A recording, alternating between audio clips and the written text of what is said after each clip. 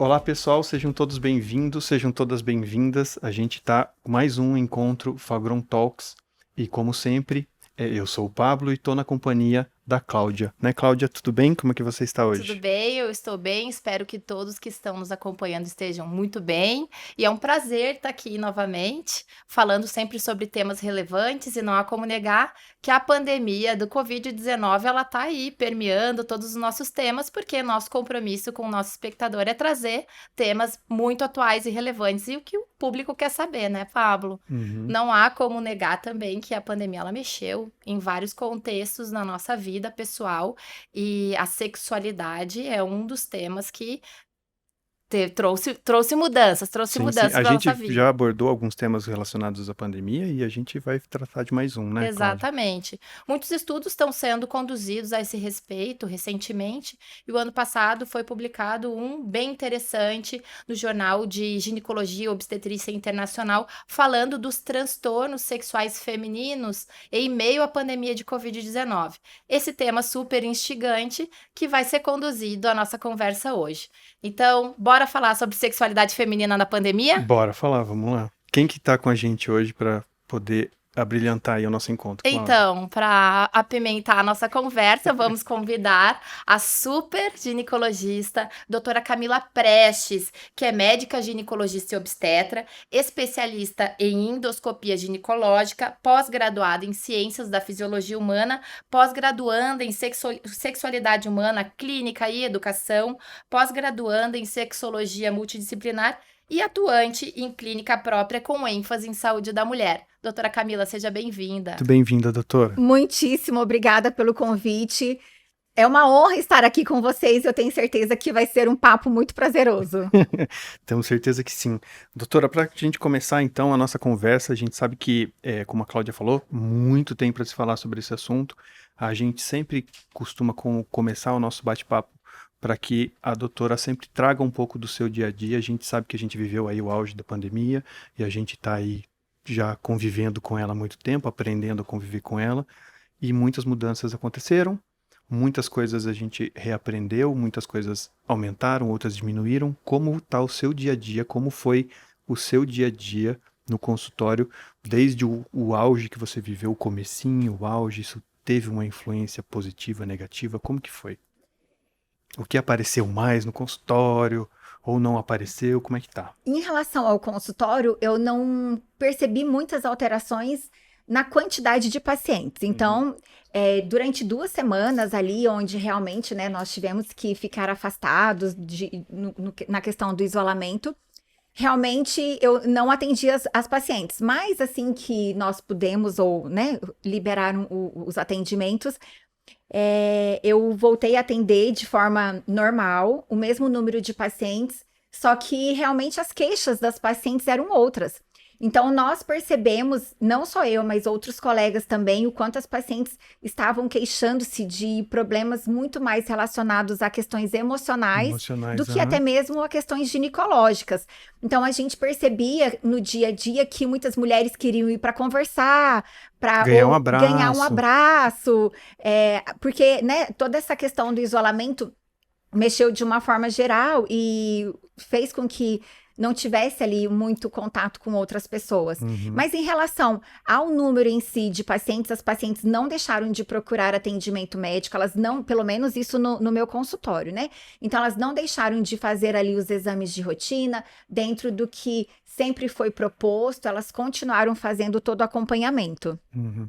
A Cláudia sempre, a gente sempre conversa, e você sempre olha essa questão da pandemia, né, Cláudia, dentro do consultório, do ponto de vista clínico mesmo, da especialidade, talvez, da ginecologia, que depende muito dessa questão de se fazer o exame, né, e a pandemia acaba, quer dizer, na nossa cabeça, a gente acaba achando que isso influencia diretamente nessa procura e tal. É um grande desafio para o médico nesse dia a dia, É algo enfrentando. que sempre nos causa muita curiosidade, É, né? E provavelmente de quem está tá nos vendo, ouvindo ouvindo, também, né? porque no início da pandemia a gente viu a sociedade se pronunciando, a abertura da possibilidade da teleconsulta, né?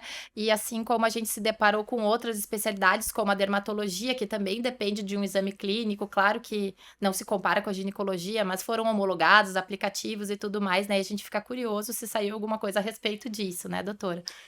E para ginecologia é um pouco complicado, né? Fazer ali uma consulta online. Claro que para troca de medicamento, ajuste de medicamento, de alguma terapia de reposição hormonal, é possível, mas no dia a dia, em virtude da precisão ali do exame físico, eu acho que é essencial a paciente passar Uhum. realmente em consulta, porque quando ela relata que está com algum tipo de secreção que está incomodando, um tipo de corrimento ou alguma lesão na região genital, a gente precisa avaliar. E uma foto ou talvez uma consulta ali por vídeo, muitas vezes a gente não consegue ter exatidão do que realmente está acontecendo. Uhum. E claro que muitas mulheres, principalmente ali que já eram mais do grupo de risco, deixaram de fazer o acompanhamento, mas agora a gente percebe que a frequência no consultório voltou e as mulheres estão se cuidando. Ah, bacana, legal. Camila, quem te acompanha assim offline e online também percebe a sua dedicação à sexualidade. Como que começou tudo isso? Na realidade, assim, então eu tenho 17 anos de formada e logo depois que eu terminei a faculdade, eu me dediquei para cirurgias ginecológicas. E nessa clínica que eu trabalhava, era uma clínica de reprodução e tinham muitas gestantes. E eu comecei a viver a obstetrícia intensamente. Intensamente mesmo, sábados, domingos, noites, feriados. E durante 11 anos, essa dedicação praticamente exclusiva fez com que eu tivesse uma série de alterações hormonais, e essas alterações hormonais me levaram a outras alterações físicas, e em virtude disso, eu passei por um reequilíbrio hormonal, e quando eu passei por esse reequilíbrio, eu me encantei pela terapia de reposição hormonal, e aí foi quando eu dediquei um pouco mais da minha carreira ali para a questão das terapias, né? E hoje eu atendo muitas mulheres que estão em climatério e menopausa, que buscam uma melhora na qualidade de vida. E por trás disso, eu comecei a me dedicar também a outras terapias e outros tipos de tratamento, principalmente de tecnologias para a saúde da mulher. Então, laser, radiofrequência, plataforma de fortalecimento do assoalho pélvico e também de produtos para que as mulheres possam usar nesse processo natural de envelhecimento que a gente sabe que elas irão precisar. Por exemplo, hoje a grande maioria absoluta das mulheres que estão em menopausa, elas relatam uma secura na mucosa vaginal, e essa secura leva uma série de transtornos e de dificuldades, principalmente ali na hora do sexo. E quando eu me deparei com tantas mulheres querendo ajuda, foi quando eu falei, não, eu preciso fazer algo ou ir atrás de produtos para que essas mulheres possam viver a sexualidade de forma plena, satisfatória, independente da idade ou independente da fase da vida que elas estão. Só que eu sou muito ativa nas minhas redes sociais e eu comecei, principalmente ano passado, ali no período mais intenso da pandemia, muitas mulheres mandando perguntas ou querendo dicas de como melhorar a libido ou o que elas poderiam fazer para melhorar a libido. E eu comecei a abrir esse espaço nas minhas redes sociais e cada vez mais eu recebo essas questões, essas dúvidas. E aí eu falei, não, são tantas dúvidas, então realmente devem ser muitas mulheres precisando e querendo ajuda. Foi quando eu resolvi me dedicar e especializar, estudar um pouco mais, e eu vi que realmente é um universo encantador.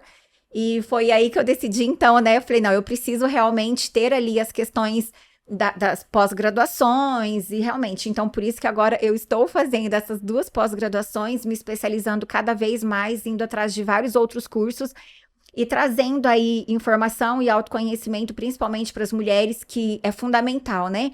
Quantas vezes as mulheres deixaram ou deixam de viver a sexualidade, principalmente por questão de autoconhecimento ou pelo fato de não ter o conhecimento necessário. Muito bom.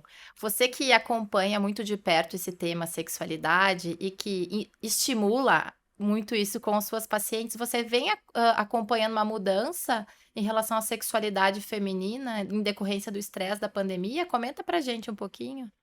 Total. Na realidade, essa mudança é gritante nesses 17 anos aí que eu já tenho de formada. Anualmente, a mudança é muito significativa. E claro que desde o ano passado, com a questão da pandemia, eu acho que teve uma evolução muito grande. Em 1 ano e meio, talvez 10 anos aí de melhora. No quê?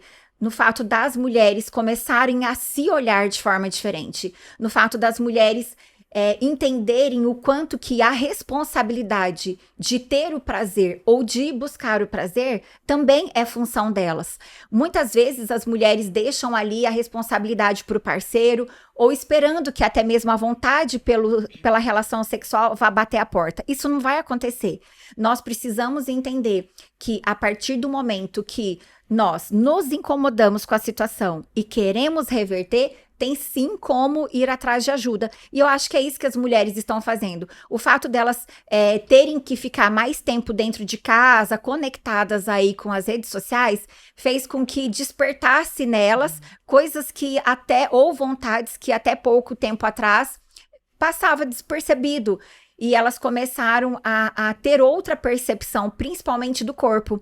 E além dessa busca aí pela questão da sexualidade, do autoconhecimento e principalmente do prazer, eu vejo que as mulheres estão em busca de um equilíbrio aí do corpo, principalmente em relação ao ciclo menstrual. As mulheres estão querendo se entender de forma diferente, elas estão querendo compreender o que acontece mensalmente aí no corpo, elas estão querendo ter uma outra percepção, principalmente em relação à menstruação, ovulação, menstruação, o quanto que isso tudo mexe com os hormônios, o quanto que tudo isso mexe com a libido.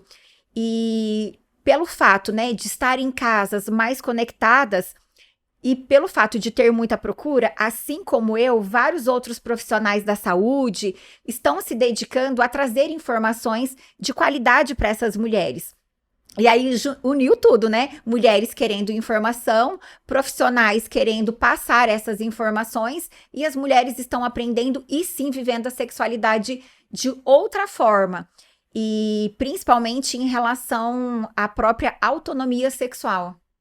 Bacana, doutora. Então, se por um lado o estresse, a ansiedade que a pandemia trouxe, né, pode ter impactado de uma forma talvez um pouco negativa na sexualidade feminina, por outro lado, esse poder, esse estar em casa, esse se reconectar com si mesma, trouxe essa possibilidade de explorar mais e também se autoconhecer, é isso? Eu acho que você falou a palavra correta. Conexão. Reconectar ou se conectar, né? Porque muitas vezes elas nem se conectaram, então elas estão se conectando agora com essas questões pessoais, com essas questões físicas, com as questões emocionais. E pelo fato de estar ali sozinha, ou de estarem sozinhas, né? Elas teriam ou tiveram que buscar uma possibilidade dessa descoberta. Sim. Tanto é que nos últimos meses, a procura aí por brinquedos sexuais disparado, né? Foi o período que mais houve vendas aí na história, né, desses produtos, porque as mulheres querem realmente descobrir o que tantas outras estão falando relacionados ao prazer. Esse mercado sexual wellness está crescendo muito, cresceu bastante muito. mesmo. Não só a questão dos brinquedos, mas em relação a produtos, né? Hoje nós vemos aí uma vasta possibilidade de produtos utilizados aí para a região genital da mulher, produtos cada vez mais com texturas mais parecidos ali com a nossa secreção, livres de parabenos, de produtos químicos que não alteram o nosso pH e que podem, né, e que facilitam muito ali todo o processo, inclusive de envelhecimento da nossa vulva, que foi aquilo que eu falei anteriormente. Se nós sabemos hoje que a secura vaginal é um processo que vai acometer 100% das mulheres em menopausa, cabe a nós, como ginecologistas, levarmos informações para essas pacientes, para elas se cuidarem desde agora, para que isso não aconteça, e também para as mulheres que já estão passando por esse processo, elas podem saber ou que elas saibam que existe como ter uma reversão para que ela mantenha ali a relação sexual sem dor, sem desconforto, sem rachaduras, fissuras, que o que a mulher menos quer é algo sem prazer, né? Uhum. Pelo contrário, o Exatamente. sexo é para ser prazeroso e não certeza. eu sempre falo isso Tem que também, ser né? O doloroso. sexo é para ser prazeroso e não doloroso. Se tá Uhum. sendo doloroso, tem que investigar a causa, buscar ajuda. Tem alguma Algum coisa ajuste, errada, né? algum ajuste precisa E ser olha feito. só, saiu um artigo muito interessante, foi publicado esse ano na Journal Sex Med, falando da importância do sexo na pandemia. E ele não falou especificamente sobre gêneros, ele falou da forma geral. Mas ele abordou que o sexo, na verdade, ele atuou como um protetor para os pacientes, na verdade, evitando transtornos de humor, ansiedade, Uhum. depressão. Doutora Camila, quer comentar um pouquinho a respeito? Eu vejo duas possibilidades na realidade. Aquelas mulheres que se afastaram ali das relações sexuais ou se afastou do sexo em virtude, né, de não estar se sentindo bem, e daquelas mulheres que, a partir do ato sexual, se sentiram bem. Uhum. Porque o ato sexual em si, principalmente ali o orgasmo, gera uma série de substâncias prazerosas para o corpo. Tanto é que desde 1990, de acordo com a Organização Mundial da Saúde, a sexualidade ela entrou como um dos pilares da nossa saúde. Então, é super importante nós falarmos que o sexo vai muito mais além do que a procriação. Ele vai sim ali em busca do prazer, ou ele está relacionado ao prazer, mas ele está relacionado também muito com a nossa saúde. Uhum. E eu falo muito que a nossa sexualidade está ali sendo o reflexo também da nossa saúde, e a nossa saúde reflete na nossa sexualidade, porque tudo precisa estar equilibrado. Em relação à questão da saúde aí voltada ou relacionado, né, com as questões sexuais, o que a gente percebe? Pelo fato ali do orgasmo, melhora o estresse, melhora a ansiedade, melhora o sono, melhora o tônus muscular, principalmente os músculos do assoalho pélvico, melhora todo o aporte sanguíneo, não só, né, na musculatura do assoalho pélvico, mas todos os músculos de uma forma geral, gera uma sensação muito boa de prazer, de relaxamento. A conexão com o casal melhora bastante. Então, a gente passa isso, né, no dia a dia aí para as pacientes, e elas tiram um pouco essa sequência de tabus, preconceitos e limitações que tantas gerações viveram e que a gente está em busca de quebrar todos esses paradigmas, mostrar que a sexualidade ela faz parte aí da nossa saúde e que a gente pode sim viver a sexualidade de forma prazerosa, sem tantos esses preconceitos, né? E outra coisa que eu falo muito, que eu acho que é super interessante, é o quanto que as mulheres precisam também cuidar da saúde no contexto geral, em relação à alimentação, exercícios físicos, controle do estresse, sono, autoestima também é super importante, que isso tudo vai refletir na qualidade sexual. E aí você para analisar e fala que é isso, né? É a saúde da mulher, tá tudo conectado, uma coisa não tá isolada da outra.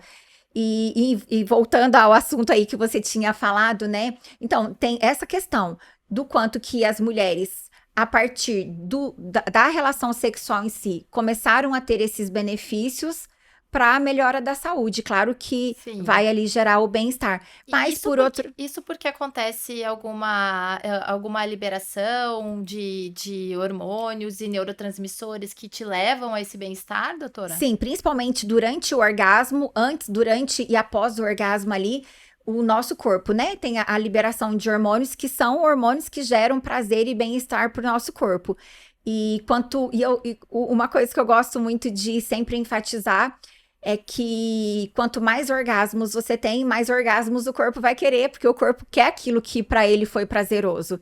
Então, uma busca aí até uma forma de tentar melhorar a libido é tentar fazer com que a mulher consiga chegar ao orgasmo, porque chegando ao orgasmo, libera esses hormônios do prazer, quanto mais prazer, mais vontade ou mais libido, que é sensacional, né? E falando já um pouquinho da libido, a falta da libido é a principal queixa hoje das mulheres aqui no Brasil, quando o assunto é sexualidade. Olha que interessante. E aí existe um índice, né, doutora, que se comenta muito, um índice para avaliar a função sexual feminina. para você avaliar, sim, são 19 questões, né? E ele vai avaliar alguns pontos relacionados à sexualidade, como a libido, né? Que é o desejo, a excitação, o orgasmo, a satisfação como um todo e a dor. Como é isso? Você pode explicar isso para o público que está nos ouvindo? Quando a gente começa a realmente ter acesso a essas pacientes, a gente precisa questionar como que é a frequência, como que é a vontade, se ela tem dor, se não tem, se todas essas questões a incomodam.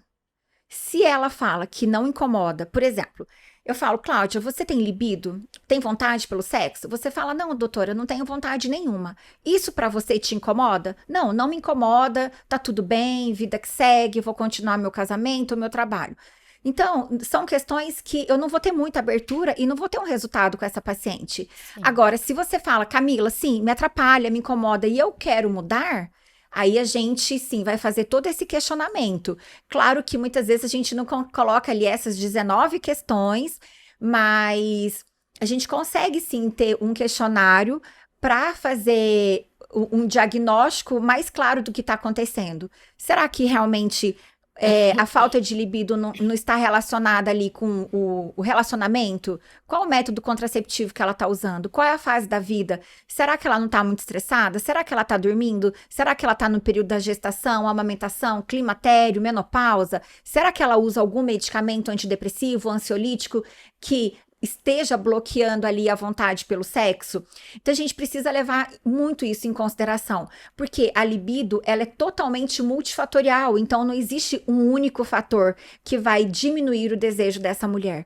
A gente precisa olhar para essa mulher como um todo, tentar identificar o que está acontecendo e a partir do momento que você diagnostica possivelmente qual é o fator bloqueador, a gente vai trabalhar em cima disso. Então, às vezes, se ela tem lá, ela fala, doutora, eu tenho muita vontade, mas a questão é que eu tenho dor no meu canal vaginal, eu tenho dor na minha vulva. A gente vai agir na dor da vulva, porque o problema dela não é a falta de vontade, o problema dela é a dor vulvar específica ou inespecífica, que a gente vai ter que resolver isso. Às vezes, ela tem ali um quadro severo de atrofia na mucosa. O que a gente tem que resolver? Essa atrofia. Enquanto não resolver a atrofia, ela não vai ter prazer. Se não tem prazer, ela não vai ter vontade. Entendi. Percebe, Pablo, quanto é personalizado? Não é? E a nossa conversa está indo para um caminho, eu acho super interessante aí já, dessa questão desse nível, né? De ter esse nível de consciência sobre a própria sexualidade, as mulheres.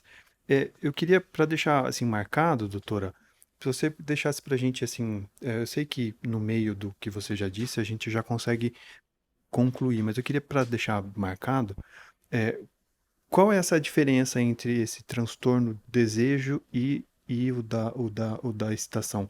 Como que se dá essa diferença? Porque tem mulheres que não têm vontade pelo sexo. Uhum. E tem mulheres que têm vontade pelo sexo e é como se a vulva dela não respondesse àquela vontade. Então elas falam assim, doutor, eu tenho vontade, mas eu não Chega tenho na hora. lubrificação, Uhum. a minha vagina não se prepara. Por quê? O que acontece? A média de excitação ali do homem é totalmente diferente da excitação da mulher. A mulher, ela precisa de um tempo muito mais prolongado, inclusive para o orgasmo. Então, para o homem chegar ao orgasmo é extremamente mais rápido do que para a mulher. Então, só esse ponto aí já entra num desequilíbrio no casal. E aí que a gente fala do Precisa ser quanto que compensado de alguma a forma. conversa e o companheirismo ali nesse processo é extremamente importante. Porque a mulher vai ter o desejo, a partir do momento que ela tem o desejo, ela vai ter a excitação. E é no processo da excitação que ela começa a ter as mudanças na região genital para a relação sexual. Então, ela vai ter a excitação, nesse processo da excitação que ela vai ter a resposta física ali desse desejo. E é nesse momento que a região genital, então, vai receber um aporte de sangue, em média de 200 a 500 ml de sangue, vão para essa região. Nesse momento vai acontecer o entumecimento ali do clitóris. Então, o clitóris, ele vai ter o processo de ereção, claro que não, né, como o pênis, mas ele vai ter ali a modificação. E até um tempo atrás, a gente acreditava que o clitóris era só aquele pontinho que nós visualizávamos ali na pelve, mas ali na vulva, né? Mas não é. Hoje a gente sabe que o clitóris, ele vai muito mais além disso, e ele tem ali a glande do clitóris, o prepúcio, o corpo do clitóris que envolve toda a vulva. Então, a vagina, que é a parte interna, ela vai ficar mais larga, mais comprida, o colo do útero vai subir um pouquinho, as glândulas de Bartholin, que estão ali na entrada da vulva, começam a produzir a lubrificação, a parede da vagina começa a acumular um líquido, que é como se fosse um suor ali dentro do canal vaginal, que vai favorecer a penetração. E esse processo todo aí que envolve a excitação é super importante para que ela tenha o orgasmo. Esse processo de excitação em algumas mulheres é super rápido, em outras mulheres pode demorar 15, 20, 30 minutos. E a gente fala que isso seria o quê? Então, as preliminares. Caprichar bastante nas preliminares, para que nas preliminares ela tenha ali o processo de estímulo. E aí entra toda, né, a questão que eu gosto muito de falar dos nossos 5 sentidos, o quanto que os nossos 5 sentidos, eles são super importantes para estimularmos o nosso desejo, e aí nisso a mulher vai ter um aumento da excitação. Estando excitada, a pelve, o corpo se prepara para o orgasmo. Então, muitas vezes a gente tem o desejo, mas já quer pular logo pro orgasmo. E se não passar por essa fase da excitação, o orgasmo com certeza vai ficar muito mais difícil ou vai ficar prejudicado. E é nisso que entram algumas mulheres, onde elas têm o desejo, elas não têm o preparo ou de alguma forma elas não conseguem ter ali essa modificação na região genital, principalmente ali na vulva, para que ela consiga ter o orgasmo. Então, a gente... Deu para entender, mas não deu, né? Porque eu acho que é isso. Talvez não sejam... Eles são coisas diferentes, evidentes, mas eles estão correlacionados, né?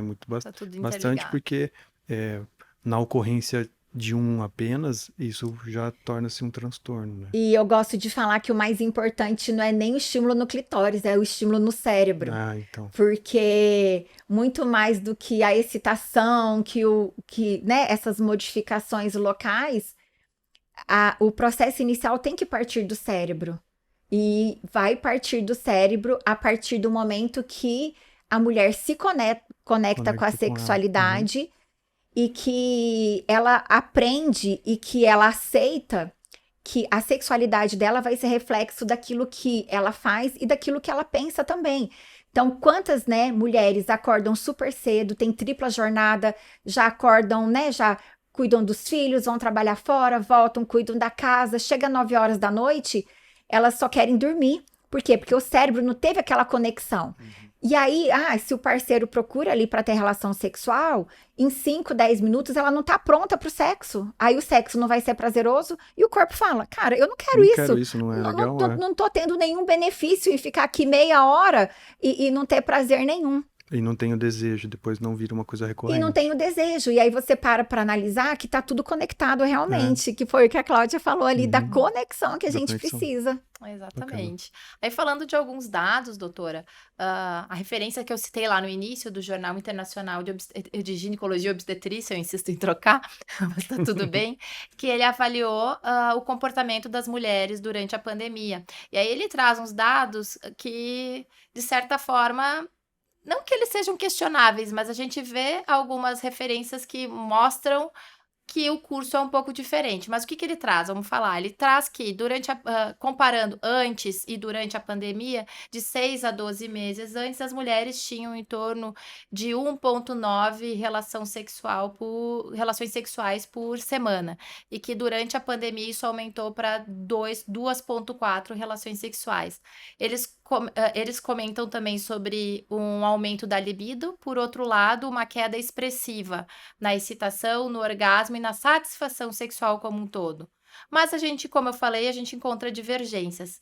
Comenta um pouco sobre o que você está vendo no seu consultório e, enfim, outras referências e evidências que você tem encontrado. Provavelmente, a questão de ter aumentado um pouco o ato sexual, as relações sexuais, tenha sido pelos casais ficarem mais tempo em casa e mais tempo juntos. Mas, ao mesmo tempo, a geração hoje de jovens é a geração que menos mantém relações sexuais. Então, a nossa geração aí dos 40 era uma geração sexual mais ativa do que os jovens de hoje em dia. E isso é muito relacionado também com as questões das redes sociais, onde os jovens encontram prazer ali de outras formas que não sejam através do sexo.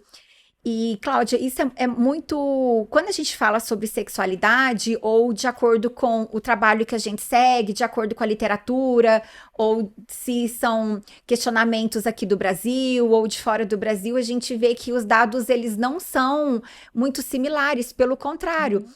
A gente percebe que depende muito também da idade que foi feita essa avaliação, da classe socioeconômica, do meio de cultura dessas pessoas, porque isso tudo com certeza influencia.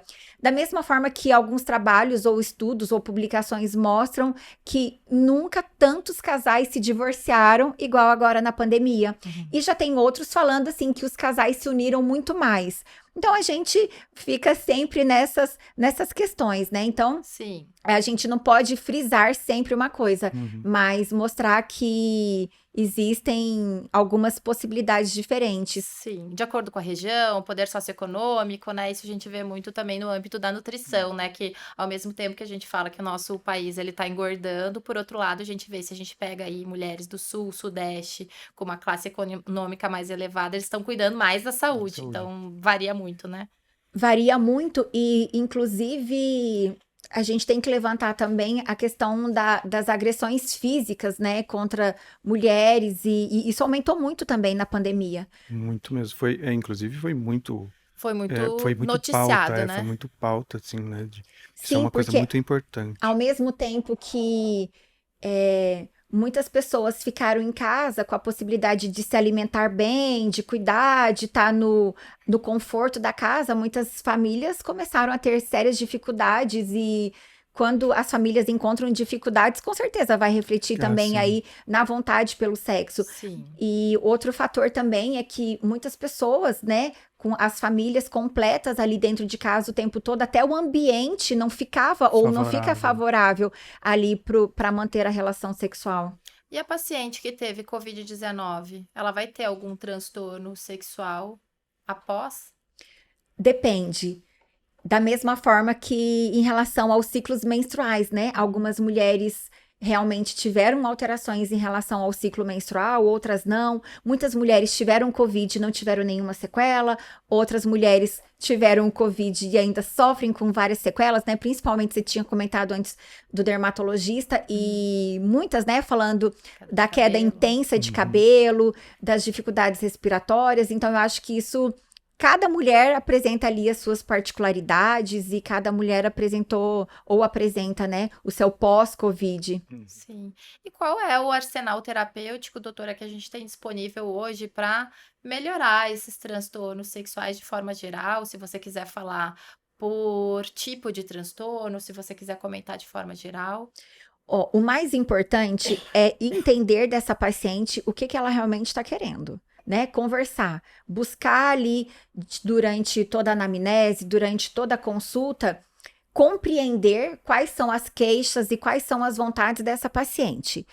Através de toda a história, do momento de vida, do exame físico, exame laboratorial, a gente vai conseguir ter ali um diagnóstico ou uma possível causa da falta de libido ou da falta de desejo, ou saber se realmente é falta de desejo ou se é falta de excitação, e aí traçar ali um tratamento mais adequado.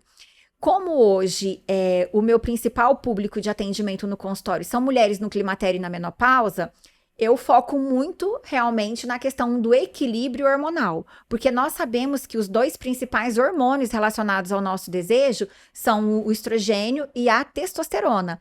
Quando a mulher já está ali no climatério e principalmente na menopausa, no climatério tem o desequilíbrio hormonal e na menopausa tem o bloqueio da produção. Então é essencial, claro que na medida do possível, todas as pacientes são avaliadas de forma individual, algumas podem fazer reposição, outras não. Mas eu nunca deixo de fazer esse equilíbrio hormonal para que eu consiga cuidar da saúde dela de uma forma muito mais enfática, no sentido de melhorar ali mais energia, mais disposição, uma pele melhor, um cabelo melhor, um metabolismo melhor, um músculo, um osso melhor e principalmente as questões ali da mucosa vaginal, que, sem sombra de dúvidas, essa é uma das principais queixas das mulheres em menopausa. A questão física local da vulva, o quanto que isso para elas é doloroso, no sentido de, muitas vezes, elas quererem manter a relação sexual com o parceiro ali de uma vida inteira, que elas sabem que isso é importante, mas elas estão sentindo a dor ali do envelhecimento, a dor da falta de hormônio. Muitas vezes o hormônio é ótimo, só com o hormônio a gente vai conseguir fazer esse processo de melhora. Só que outras vezes não. Outras vezes a gente vai precisar de algumas tecnologias como laser, radiofrequência, como também tem a plataforma de fortalecimento do assoalho pélvico para melhorar toda essa musculatura, mas algumas vezes eu gosto muito de indicar produtos específicos para essa região. Tem alguns produtos que as mulheres podem usar de uso contínuo, né? Por exemplo, elas podem usar o hormônio tópico, tem outras mulheres que elas fazem a opção, ou nós indicamos alguns produtos como ácido hialurônico, e tem alguns produtos específicos que eu gosto muito e que a gente tem um feedback super interessante no consultório, que intensifica muito mais o prazer durante o ato sexual, que é o Alprostadil. E eu vejo que realmente não só o processo do orgasmo em si, mas o processo da libido. O que acontece? Se a mulher ela tem mais prazer, ela vai ter mais desejo. Se ela sabe que vai ser prazeroso, então ela vai ter a vontade, ela vai ter a excitação, ela vai ter o orgasmo, e aí vai virando uma sequência de processos. Muitas vezes o fato de eu falar, olha, você tem que assistir um filme, ler uma literatura, estimular, mandar mensagem, estar muito conectada com o parceiro, ou só o fato dela querer ter a vontade, não vai causar esse processo de excitação local, ou da melhora ali da circulação. Uhum. E a gente fazendo ou indicando ali o Alprostadil vai fazer esse processo por ela. Então, é super interessante que o Alprostadil vai ter esse processo de melhora e ela vai ter o resultado final. E esse resultado final vai voltar lá para o desejo. E aí você vê o quanto que essa paciente melhora. E o quanto que eu acho que, claro, para a mulher é sensacional, mas para o parceiro também, porque o parceiro, ele vê o quanto que a mulher está satisfeita sexualmente também, e aquilo ali para ele também é melhor. Eu até tive um caso que a paciente me relatou falando o quanto ela tinha melhorado. Ela falou, doutora, mas eu não queria falar tanto de mim, eu quero falar do meu parceiro, porque ele tá achando o máximo, porque as nossas relações agora estão muito melhores do que antigamente, ou desde o início ali do relacionamento, porque é tudo mais intenso, né? E aí você consegue ver que melhora para a mulher, melhora para o parceiro e melhora o quê? Para o casal. Que esse é o contexto geral, né? Que o sexo seja prazeroso para os dois e não só para um. Legal. E, doutora, falando assim, desse panorama clínico mesmo, né? Como que você define, né? Você pincelou alguma coisa aí pra gente, mas como que você define o tratamento para essa pessoa para que tem um problema de excitação? Como que é esse processo que você faz? Você faz essa anamnese? Existem casos específicos? Tem algum que você dá melhor lá no consultório? Conversando com ela. Eu Sim. falo, ó, quando você tem o desejo, começa ali nas preliminares, você percebe que você fica com a lubrificação? Você fica excitado? Você percebe que a vulva fica ali na entradinha mais dilatada? Você percebe que tem uma sensação de calor local, como se estivesse latejando, que é parte do processo natural. Elas falam, não, doutor, eu não sinto nada. É nesse processo que eu já entro. Que você define. Porque aí ela já vai ter um resultado. Que é isso que o Alprostadil vai agir ali, né? Melhorando todo esse processo, principalmente da vasodilatação. E essa vasodilatação vai causar essa sensação nela como se a região genital quisesse o sexo.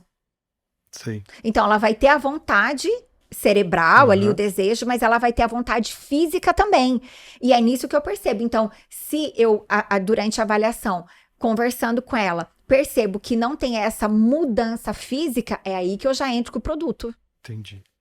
Muito bom. E aí, para quem não conhece o Alprostadil ele é um análogo de prostaglandina E1 que vai estimular a vasodilatação pela via do AMP cíclico. Então, essa vasodilatação vai aumentar ali o fluxo sanguíneo na vulva e aumenta a sensação de prazer. E aí, um dado muito interessante é que, embora ele tenha sido desenvolvido para excitação, nos acompanhamentos e nos estudos clínicos vem se identificado também uma melhora do orgasmo. E aí, quando a gente faz uma comparação com o sildenafil, que também é um produto utilizado para excitação, mas ele age via fosfodiesterase 5, né? Ele é um inibidor da fosfodiesterase, a gente vê uma melhora da excitação, mas não enxerga uma melhora do orgasmo. Por quê? Porque o Prostadil ele vai modular receptores de quimiocinas. Então, isso é muito importante. Quando a gente fala do tratamento da excitação feminina, o Alprostadil ele deve ser veiculado no Pentravan, que é um veículo transdérmico. Para quem está nos assistindo não é da área, veículo transdérmico é um veículo que você aplica na pele ou na mucosa e ele vai ter a função de levar o ingrediente ativo da pele ou da mucosa até a corrente sanguínea. A gente brinca que é injeção sem agulha, Isso. né? Então, ele é um veículo lipossomal, ele é produzido a partir de uma tecnologia lipossomal e ele tem nanopartículas, ele está em nanopartículas. Por que isso é benéfico para o paciente? Porque essas partículas, elas são tão pequenas que vão favorecer muito o carreamento do ativo até a corrente sanguínea. E a Fagron não parou por aí, Pablo, doutora Camila, como vocês sabem, a gente desenvolveu um aplicador, né, específico para mulher. Então, ele é uma caneta, ele é um dispositivo triangular para ser mais confortável para a paciente aplicar, embora a aplicação seja externa, né, vulvar e clitoriana, mas é importante que a mulher moderna gosta, né, precisa de praticidade e conforto, né, ele une as duas coisas. Ele tem uma fotoproteção UV, o clique é audível e ele também avisa quando a mulher precisa buscar uma reposição da medicação. Então, é bem interessante. Acho que eu sei que a doutora tem uma coisa em cima da mesa, quem tá ou só ouvindo a gente não tá conseguindo ver. Mas como a Cláudia falou da questão da aplicação, da caneta e tudo mais, como que... Acho que seria legal a gente conseguir ilustrar como que se faz essa aplicação, como que funciona. Porque a gente falou, beleza, o Alprostadil a gente utiliza. Como que é, doutora? Como que a gente aplica isso aí? Precisa anos de estudo para aplicar, tem que ser 50 minutos antes de ter relação? Não, Como é que super funciona? prático. Então, tem ali a caneta que já é super tranquila dela saber como que funciona. Geralmente eu indico em torno de 5 cliques. Mas eu sempre converso com a paciente para ela sentir e A dependendo, necessidade dela. ela vai aumentando ali a quantidade até chegar mais ou menos em 10 cliques, que já é... nas minhas pacientes, eu não percebo, elas inclusive relatam isso, que não tem muita diferença entre 5 e 10. A mudança é muito sutil, Pequena. assim. Então, a gente acaba indicando 5 cliques. E só voltando um pouquinho ali, o que elas relatam muito também é a intensidade do orgasmo, porque vai acontecer também o processo da vasodilatação aqui ao redor do clitóris. E quanto mais aporte sanguíneo o clitóris receber, mais intenso vai ser o orgasmo, né? A gente sabe que o nosso clitóris tem 8.000 terminações nervosas, ele tem o dobro de terminações nervosas do que o pênis, e eu acho que a mulher sente mais prazer do que o homem, por ter o dobro de terminações nervosas. Isso a gente não vai ter como saber muito, né? né? Porque cada um vai Que vai relatar vai de um saber jeito. Vai ali a responder sua, de uma né? forma. Mas, então é super tranquilo. A gente orienta para que a mulher passe em torno de 5 cliques, claro que é ajustável de acordo com cada mulher. Passar um pouco entre os pequenos e os grandes lábios. Levantar um pouquinho ali o prepúcio, que é aquela pelezinha que fica ali em cima do clitóris. E passar um pouco na entrada da vagina, que é o introito vaginal. Em torno de 5 a 10 minutos, ela já consegue ter uma percepção super boa de uma sensação de calor local e de formigamento. E claro que vai ser variável, né? Mas tem algumas mulheres que mantêm ali relação sexual em 10, 15, 20 minutos, 30 minutos. E se passar de um tempo e ela quiser reaplicar, eu falo que pode reaplicar, mas geralmente só 5 cliques passado uma vez só já vai ser suficiente. E Bacana. quando você associa terapia hormonal ou quando você usa o Alprostadil isoladamente, doutora? Para eu não fazer terapia de reposição hormonal, só se realmente a paciente tiver uma contraindicação muito significativa. que geralmente são o quê? Pacientes ali que estão em tratamento de câncer de mama, pacientes que tiveram câncer de ovário, ou pacientes que estão, né, pós-tratamento de câncer. Então, eu sou mais cautelosa. Na realidade, eu não prescrevo. Então, seria só o Alprostadil. Eu tenho um relato sensacional Então conta pra gente. de uma paciente de 52 anos que ela era divorciada, ela é divorciada, ela estava com um novo parceiro há 6 meses, pós-tratamento de câncer, câncer de mama, fazendo ali o controle com a medicação contínua. A vagina dela veio... Quando a gente fala que acontece essas alterações locais de atrofia de mucosa, muitas vezes quem não é da área não consegue quantificar o que realmente a gente está falando, né? Principalmente, voltando, vou falar um assunto aqui, mudando de assunto. Hoje, cada vez mais as mulheres estão se olhando, cada vez mais as mulheres estão se descobrindo e elas estão se redescobrindo também, no sentido de olhar para a própria vulva. Toda paciente que vai no meu consultório, eu coloco um espelhinho ali na maca, falo, olha, isso aqui é a sua vulva, por dentro a vagina, são os grandes lábios, os pequenos lábios, aqui o clitóris. Mulheres de 40, 45 anos falam, doutora, eu nunca olhei a minha vulva assim, eu nunca olhei para minha vulva. Mulheres de 45 anos. Então, é uma forma ali de você já mostrar para ela e dela se conectar ali com essas questões, né? Saber que é natural olhar a vulva, saber que é natural tocar a vulva. E essa paciente, ela chegou até mim por indicação de uma outra paciente e ela falou, ai, doutora, eu estou, né, com uma dor muito intensa aí durante o contato sexual, não consigo ter prazer nenhum, só que eu estou num novo relacionamento. E eu quero manter relações sexuais, eu quero viver essa fase boa da minha vida agora. E eu falei, calma que nós vamos conseguir.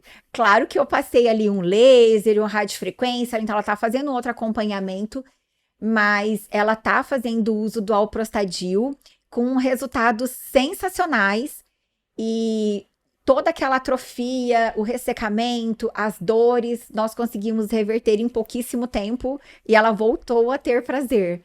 Não deixa de usar em nenhuma relação sexual. Aí eu falei, e aí, mulher, como que foi? Aí ela falou, nossa, outra pessoa. Aí eu falei, outra pessoa que você encontrou? Não, eu sou outra pessoa. E ela falou, ai, doutora, sensacional. E hoje eu fico feliz por todas essas mulheres que elas têm hoje essas possibilidades, né? Nós, mulheres, nós ginecologistas, nós, né, ou vocês também como produtores, né, ou estudantes desses produtos para oferecer para essas mulheres é sensacional. Muito bem, Muito parabéns, bom. né, doutora? Uma Tá curiosidade antes de a gente Vai finalizar. lá, Cláudia. Bom, doutora, quero que você me explique esse paradoxo, tá? De novo, né? A gente tem encontrado informações, dados aí em artigos científicos mostrando que, obviamente, né, antes da pandemia, em torno de 35% das mulheres desejavam engravidar, e agora esse índice caiu para 5,1%. Por outro lado, a venda de contraceptivo despencou. E aí? O que acontece? Olha, eu vou dar a minha real opinião, o que eu vejo no meu consultório e o que eu vejo muito, principalmente nas redes sociais.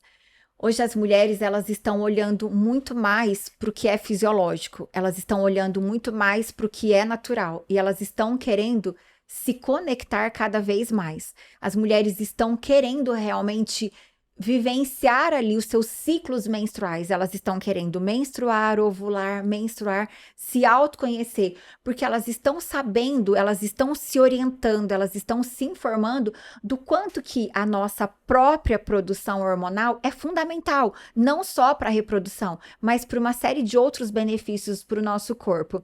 E claro que, sem sombra de dúvidas, as pílulas, elas vieram aí para mostrar para principalmente nós mulheres que o sexo ele pode ser sim por prazer e não só para reprodução. Mas hoje as mulheres estão pensando assim, será que eu preciso realmente usar um produto para bloquear os meus hormônios, sendo que eu posso evitar uma gestação de outra forma sem estar hormonalmente bloqueada? Será que a única forma de eu evitar uma gravidez é usando um método contraceptivo hormonal? Será que através do meu autoconhecimento eu não vou ter essa percepção do que realmente está acontecendo comigo ali? Não só em relação aos métodos contraceptivos, mas eu vejo que foi isso que você falou, né, Cláudia, em relação à alimentação. Hoje as pessoas estão em busca daquilo que é mais saudável, daquilo que é mais natural para o corpo. E outro aspecto que eu vejo é que nem a minha geração, 15, 16, 17 anos, ai, vamos todo mundo tomar pílula. Às vezes a mulher nem tinha relação sexual, começou a ter relação com 25, mas desde os 18, 17, já estava tomando pílula, seja ali para pele, para o cabelo, para regular ciclo, ou para tentar controlar ali uma síndrome do ovário policístico, que hoje a gente sabe que existem várias outras formas e que não só a pílula é um método mais indicado. Então eu percebo que as mulheres estão olhando para si e falando, será que eu preciso mesmo disso? Será que isso para mim é importante nesse momento? Não quero gestação, mas eu também não quero colocar algo no meu corpo que vai sair ali da minha fisiologia ou do que é natural para minha saúde. E eu acho que isso é em virtude das redes sociais, Entendi. do conhecimento que tem sido propagado e divulgado aí o tempo todo. O conhecimento agora está disponível para quem quer, né, doutora? Disponível para quem quer, extremamente acessível, né? Porque qualquer assunto que a mulher queira colocar ali no Google ou digitar, claro que nem tudo é muito confiável, né? Mas quando ela começa a ter bons sites e estudos ali mostrando que realmente a saúde em primeiro lugar, ela começa a ter uma outra percepção. É aquilo que eu sempre falo, para você fazer as perguntas certas pro seu médico, pro seu profissional, você também precisa ter um pouco de conhecimento, senão você nem pensa, né, doutora Camila, que você precisa questionar ou pedir uma orientação em relação a determinado ponto, se você desconhece completamente. Então, a informação é imprescindível. E outra coisa que eu vejo também é o quanto que as mulheres, elas estão questionando o que os ginecologistas falam ou falavam. Então, por exemplo, se a paciente chega para mim e fala, ai, doutor, eu vim aqui que eu quero usar o método contraceptivo. Ah, você vai usar a pílula. Não, mas por que eu vou usar essa pílula? Quais são os outros? Será que não tem algum método sem hormônio? Será que realmente eu preciso usar algum método para evitar a gestação? Será que o meu parceiro não pode usar? Será que eu não posso? Entendeu? Então, eu acho que elas estão questionando muito mais as condutas em relação ou até mesmo, né, o que é orientado, o que é prescrito, porque realmente elas estão indo em busca de mais conhecimento e elas têm ali o conhecimento e tendo conhecimento elas vão realmente questionar. E como que você lida, doutora, com isso? Da mulher ir lá e falar, não, isso aqui eu talvez não gostaria, queria... De ser contestada, né?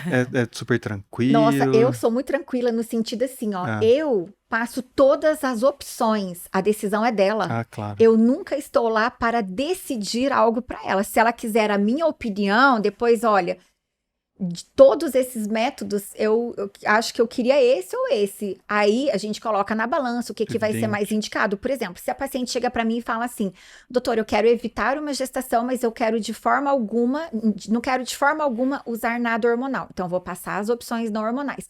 Só que ao mesmo tempo, tem mulheres que chegam para mim e falam assim, doutora, eu não suporto a menstruação para mim é terrível. Aí, primeira coisa, já tentou melhorar? Já tentou fazer atividade física, melhorar a alimentação? E aí entra todos aqueles pilares, né, da saúde. Agora, se ela fala, não quero de jeito nenhum, dentre ali as possibilidades de bloqueio hormonal, eu vou dar todas as opções. E ela que vai ter a opção. Claro que eu mostrando os benefícios, malefícios e os efeitos possíveis colaterais ali, mas a decisão sempre vai ser da paciente. Bacana. Muito bom, né, Cláudia? Eu acho que, de uma forma geral, a medicina, não sei qual é a opinião de vocês e de você, Cláudia, mas acho que a medicina está indo para esse caminho, né? A gente conversou com vários colegas seu aqui e a gente vê um pouco disso, né? Porque a consulta é o especialista e o paciente, né? Então, a consulta é deles, né? Tem que ter essa participação ativa também de quem vai procurar, né? Não só, inclusive, porque a doutora falou de como identifica, né? Que faz algumas perguntas, então tem que ter essa informação, tem que ter esse conhecimento até para poder passar, né? E a integração disso tudo, né? Porque a mulher, ela é completa ali. A gente tem que avaliar a mulher de forma completa. Muitas questões ginecológicas podem ser reflexo de outras questões. Então, por exemplo, mulheres que têm síndromes metabólicas, alterações aí na tireoide, essas alterações podem alterar o ciclo menstrual, que a gente sabe, por exemplo, uma mulher com hipotireoidismo pode menstruar demais ou pode não ter a menstruação. Quantas mulheres se queixam aí, né, que tem síndrome do ovário policístico, e a gente sabe que é uma alteração metabólica, então nós precisamos corrigir o metabolismo dessa mulher para que o ciclo menstrual dela comece a funcionar direitinho e passar para ela o quanto que a saúde também é responsabilidade dela. Eu gosto muito de falar que o ginecologista não é o médico que cuida da vagina, do útero e dos ovários, ele cuida da mulher. Porque várias situações que acontecem ali com a região genital são reflexo do que ela tem feito no dia a dia. Outro exemplo que eu vou dar, que é super clássico, são as mulheres com candidíase de repetição ou candidíase recorrente. Essa candidíase, muitas vezes, não está ali no canal vaginal, e sim no intestino, numa disbiose intestinal. Então, enquanto ela não melhorar essa disbiose intestinal, que a melhora vai ser principalmente através do equilíbrio da alimentação, excluindo ali principalmente açúcar, não vai ter melhora vaginal. E se ela tem um desconforto, tá com corrimento, coceira, ardência, o que vai acontecer? Dor na hora do sexo. Não vai ter libido. Vê como tá tudo conectado? E é impressionante, é isso que tem que fazer, cada vez mais olhar a mulher de uma forma integral, que a gente fala até a medicina integrativa ali, né? Integrar tudo, saber que tá tudo correlacionado. E essa é a medicina do futuro. Com certeza. Sem dúvida. Muito bem. Doutora, a gente sempre tenta terminar o nosso bate-papo, nossa conversa, né, Clau? A gente sempre tenta deixar com que a doutora deixe uma mensagem ou algum tipo de informação que você queira deixar tanto para os seus colegas, né, que são especialistas e também atuam na saúde da mulher, como a doutora falou, e os pacientes. Tem algum recado para eles, alguma coisa que é importante observar, enfim, o que você deixaria de mensagem para esses dois públicos aí? Eu vou falar um pouquinho mais relacionado realmente às mulheres, assim, À sabe? vontade. Porque, ó, hoje as mulheres, elas são reflexo daquilo que elas fizeram. E o que elas vão fazer a partir de agora vai refletir nos próximos anos. Então, independente da idade, a mulher, ela pode começar a se cuidar. Lembrando que a sexualidade vai refletir na saúde e a saúde vai refletir na sexualidade, tá tudo conectado. Então, independente da idade, independente aí de onde mora, nunca é tarde para começar a cuidar da saúde, nunca é tarde para se olhar de forma diferente, para sentir ali o prazer, né, que a vida pode nos proporcionar, e aos colegas que cada vez mais realmente a gente possa olhar para a paciente de uma forma geral, ouvir o que essa paciente tem para dizer. Muitas vezes a paciente ela só quer ouvir uma palavra ali de aconchego, de conforto, uma palavra que realmente naquele momento possa ser útil, e realmente dar significado para aquela queixa, ouvir aquela queixa e saber se ela tá colocando aquela queixa para você, não tratar como uma coisa insignificante, tentar ajudar aquela mulher. E aí eu tenho certeza que os dois ganharão, né? Tanto o médico quanto a paciente. Excelente. Doutora, agora pra gente, aonde que, se alguém quiser saber mais, ou acompanhar, ou ouvir você falar mais sobre isso, como que a gente acha? Como que a gente procura a doutora? Ó, eu vou passar o meu Instagram, que Passa. lá tem lives quase todas as semanas Aí, sobre sexualidade, e eu coloco várias dicas, vários temas. O Instagram é DRA Camila Prestes. E o Muito meu fácil. site é www.camilaprestes.com.br. Muito bem, então todo mundo acessa que quiser. E obrigado mais uma vez, obrigado pela presença, doutora, obrigado, Cláudia, obrigado a todo mundo que esteve com a gente para mais um episódio do Fagron Talks. A gente volta aí num próximo encontro com mais assuntos importantes e relevantes, né, Cláudia? Isso aí, obrigada, doutora, parabéns, obrigada e parabéns. Você abrilhantou nossa conversa hoje, parabéns pela profissional que você é. Eu que agradeço muitíssimo o convite, para mim foi uma honra realmente, e sair lá de Curitiba para vir falar aqui com vocês me deixou muito feliz. Ah, bacana. Muito, muito feliz mesmo, e isso mostra que talvez eu esteja aí no caminho certo, e cada vez mais eu vou me dedicar para esses assuntos. Não tenho dúvida, né, Cláudia? Você tem alguma dúvida? Não, Nenhuma. nenhuma. Obrigado, viu? Obrigada. Pessoal, até o próximo. Tchau, tchau.